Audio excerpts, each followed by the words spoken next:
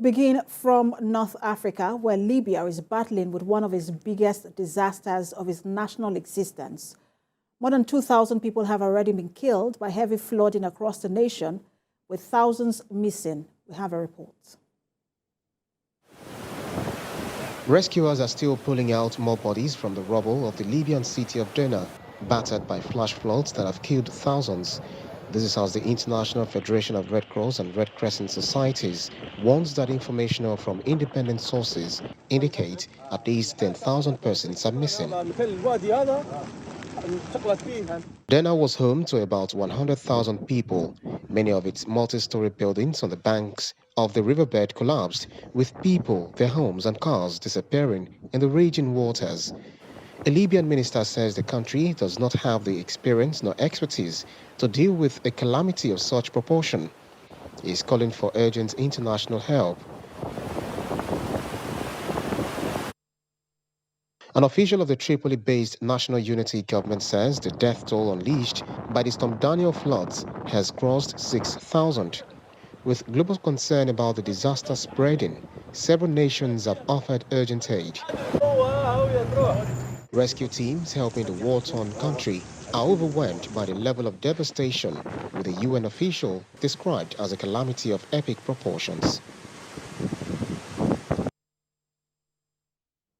And joining me now from the U.S. state of Mississippi for a look at the Libyan situation and the need for nations to be proactive at a time of growing climatic challenges is an environmental activist, Bassey. Good to have you join us.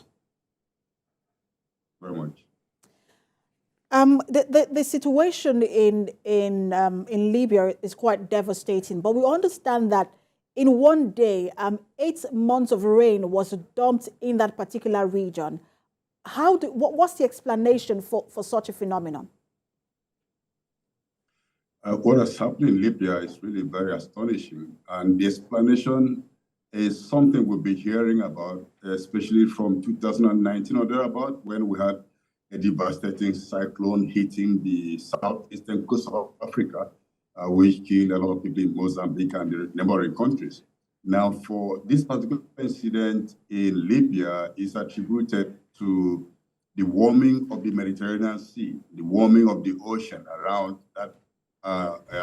the world. And because the sea is warmer or the ocean is warmer, a lot more moisture is taken out. It's taken into the atmosphere. So the atmosphere is holding a lot more moisture than would usually be the case. And so this is part of climate change. It's really an outcome that we can say is attributed directly to the warming climate around the world.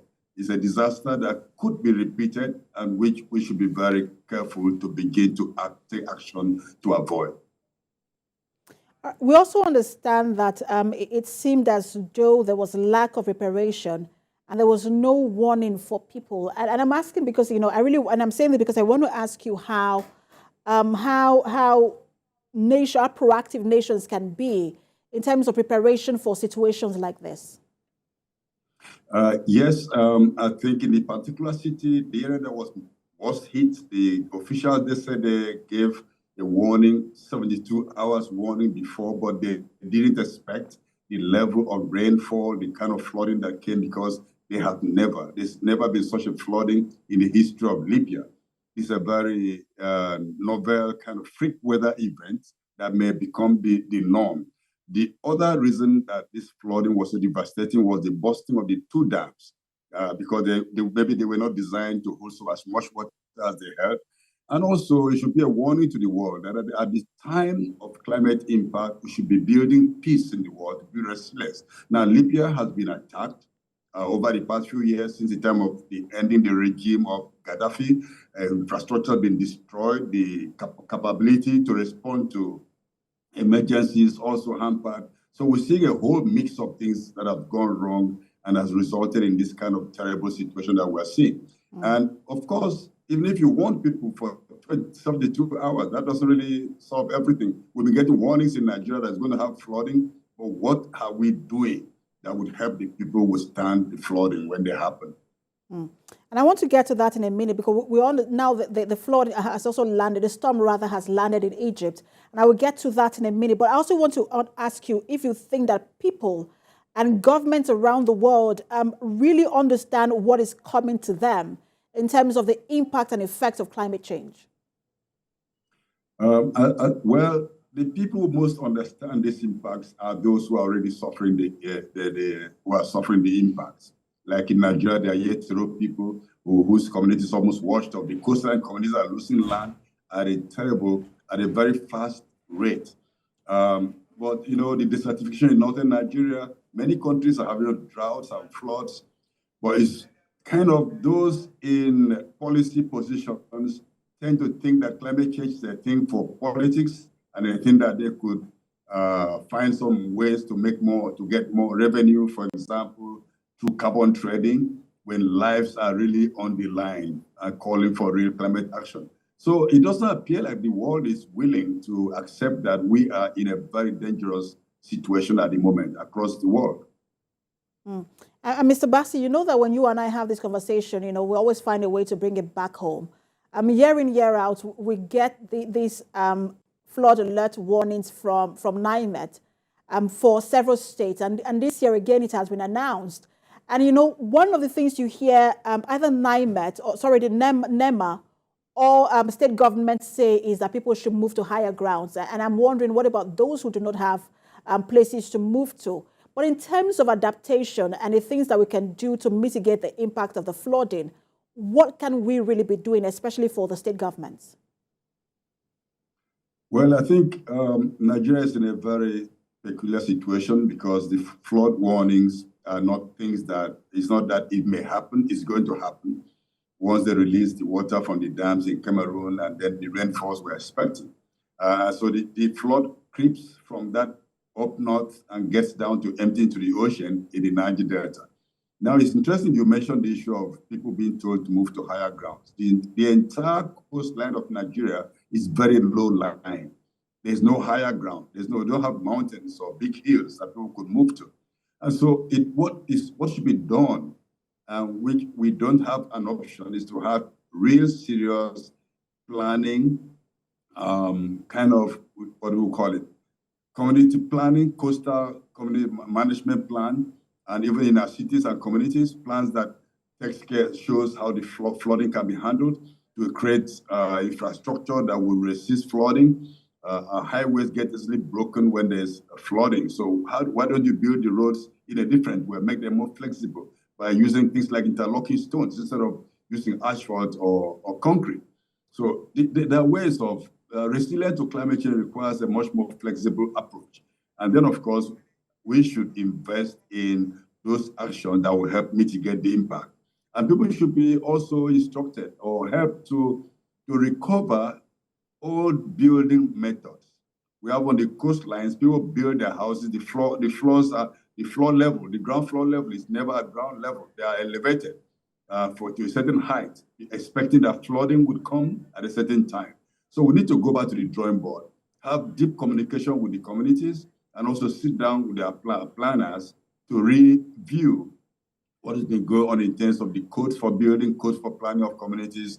And most of our towns are growing automatically. They're growing on their own. They're not growing they're not growing according to any plan. They're just expanding kind of autonomously, and it's not the way to go at all. And what do you see now in terms of what we're doing as a country? And you're telling yourself, look, this is a red flag that could lead to serious climatic consequences for us. Sorry, could you say that again? I was asking you, when you look at us as a country, and that's Nigeria, what are we doing now that you know that this is a red flag that could lead to serious climatic consequences for us as a nation? Okay, there are many things that are good that raise red flags. For example, our forests are being lost at a very fast rate. A state across river just made a law reversing the ban that was on logging. So it's almost like a free for all that may happen. So that is certainly a problem. And then, of course, we hear a lot about what people call land reclamation, filling up wetlands, concreting everything. When flooding comes, that exacerbates the problem. What we call reclaiming of land from the ocean is actually a reverse of what we're doing. We're just destroying the capacity of the soils around us to help us withstand inundations when they do occur. And of course, let me just mention this. We keep on talking about action for climate change, but we are not doing anything visible to stop gas flaring. And gas flaring is a major contributor. We have to look at what are the things we've done, we are not doing. What are the actions that can be taken? Because this is a matter of life or death. It's not a time for politics, and something must be done. And I know during the campaigns, the president did mention something like that, talking about how climate change, he believes that climate change is a serious situation, and but the monies that are meant to be paid to Africa, low-income countries, should be paid to them. But if you were to advise this particular government on what they should be doing now and taking more seriously, what would that be? Well, what I would advise the government to do is to review the narrative, stop following the narrative of the global north, of the polluters and the rich countries. There are many things they are proposing. Is all about avoiding action. Unfortunately, climate impacts don't discriminate whether you're a powerful nation or not a powerful nation. But we have a higher tendency to have the worst impacts. And so we need to change the narrative. We have to demand real solutions and not the false solutions. There are many things that have been proposed, like all the talk about carbon trade, the carbon market. African countries want to become a very powerful carbon market to make a lot of money, but you could make all the money and then you are not alive to use it. That is not wisdom. We should protect our environment, protect our forests, change the way we do things. We should demand that the global north goes back to what was before. There's a principle in climate change called the common but differentiated responsibilities. Now that is being shifted aside. And nations, they were not being told that everyone is in the same boat, everybody must do what they can do. No, those who are most responsible for climate impact should do more and do so urgently. They should stop emission at source, at home, and we should really shift away from what we know is creating this problem, dependence on fossil fuels, even though that may be a major income earner for our country. But we have to plan to shift away from it. Plan in real time, not just about talking about it, to shift away from what we know is leading us to the precipice. And as we have the Ministry of Budget and National Planning regularly. And as we work on our national planning, it does seem as though we do not factor some of these issues into the national planning. What sort of, I'm trying to phrase this in a way that gives it, the level of magnitude that it deserves. And as we plan, where should we put issues like this in the budget? What role should it take? What slot should it take? Because sometimes it's put on that, maybe the Ministry of Environment, and you say, oh, they are giving them $4 billion, $4 billion naira, and that's it. Nothing stated about what it's going to be used for. Well, how important in this, and what place should it take in the national planning and budgeting? That's a very, very fundamental issue, a fundamental question. I think we've not laid enough emphasis on security and environment. Climate change is a security issue in terms of the impact it has on human lives, the impact it has on the economy, the impact it has on the well-being of the nation. And when you look at the budgets for various ministries, the key, a Ministry of Environment should be a key ministry for serious budgeting. But always one of the least amounts allocated to it. Even the ecological fund can be used to be resilient to global warming, and that shouldn't be it should be domiciled in the presidency. It should be in the Ministry of Environment, and then we should put people in that ministry who are really up to date with what is going on. No politics at all, just confronting this challenge that we have, including from north to south. We have these challenges everywhere. Illegal mining, for example, is destroying the environment across the nation. The Great Green Wall is something that should be taken on as maybe even as an emergency issue. And of course, restoring the mangrove belt on the coastal line, where the entire coastal line is exposed. There's a lot of deforestation, and all this lowers our capacity to build resilience and to withstand the storms that are coming, not maybe coming. And a lot can be said about this because this is a matter of global urgency, but we do have to leave it there. Thank you so much, as always, for talking to us, environmental activist Bassey. Thank you very much.